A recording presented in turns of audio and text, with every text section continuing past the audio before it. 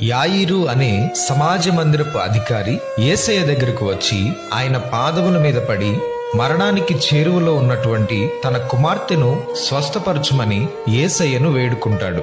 యేసయ్య అతనితో వెళ్ళడానికి అంగీకరించాడు. వారు ప్రయాణమై వెలుచు ఉండగా యాయిరు ఇంటి నుండి ఒకడు వచ్చి, నీ కుమార్తె చనిపోయింది అనే వార్తను తెలియచేస్తాడు. యేసు ఆ మాటలు విని యాయిరుతో, భయపడకు, నమ్మిక మాత్రముంచు, నీ కుమార్తె స్వస్థపరచబడుతుంది అని యాయిరును ధైర్యపరుస్తాడు. యేసు యాయిరు ఇంటికి వచ్చినప్పుడు అక్కడున్న వారందరూ ఆ చిన్నదాని నిమిత్తం ఏడ్చుచూ ప్రలాపిస్తూ ఉంటారు. అది చూచిన యేసయ్య వారితో, మీరు దుఃఖపడకండి అని చెప్పి చనిపోయినటువంటి ఆ చిన్న బిడ్డ దగ్గరకు వెళ్లి ఆమె చెయ్యి పట్టుకొని, చిన్నదానా లెమ్ము అని చెప్పగానే చనిపోయినటువంటి ఆ చిన్నది లేచి నడుస్తుంది. అక్కడున్న వారందరూ జరిగిన కార్యాన్ని చూసి విస్మయమొందుతారు. ఆ రోజు యాయిరు దేవునిపై పూర్తి నమ్మకాన్ని పెట్టుకున్నాడు.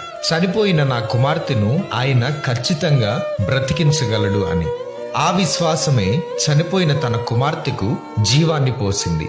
అటువంటి పరిపూర్ణమైన విశ్వాసం మనం కూడా కలిగి ఉంటే మన జీవితంలో కూడా అటువంటి కార్యాలు చూడగలుగుతాం.